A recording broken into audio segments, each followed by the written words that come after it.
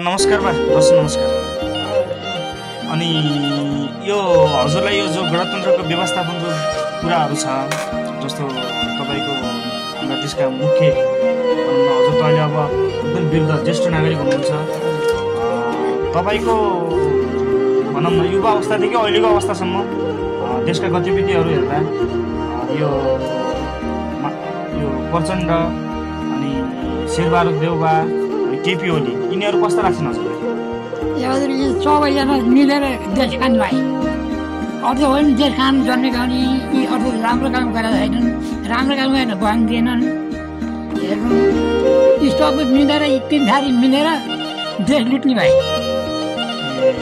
अनि हजुरलाई कस्तो व्यवस्थापन ठिक लाग्छ? गणतन्त्र ठिक लाग्छ कि राजतन्त्र कस्तो ठिक लाग्छ? गणतन्त्र राम्रो, नेता राम्रो भएन। गणतन्त्र राम्रो, नेता राम्रो भएन, चलाउने मान्छे राम्रो भएन। देशलाई खोक्रो पारिसक्यो, खोक्रो बनाइसक्यो। हामीलाई ऋण नाइसक्यो धेरै। देशको चिन्ता हामी सबै नागरिकलाई छ।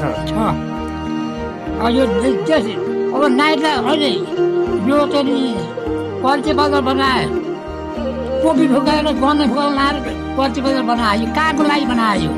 हाम्रो देशको लागि होइन छ नि।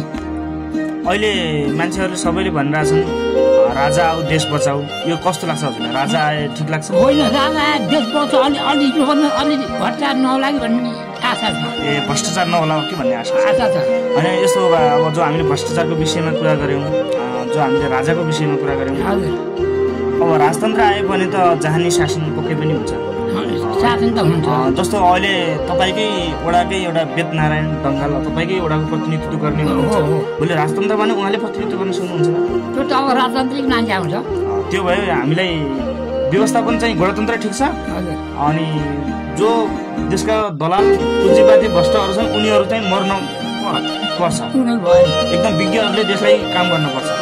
बासँग धेरै मिठो गफ लाग्यो, धेरै धेरै धन्यवाद।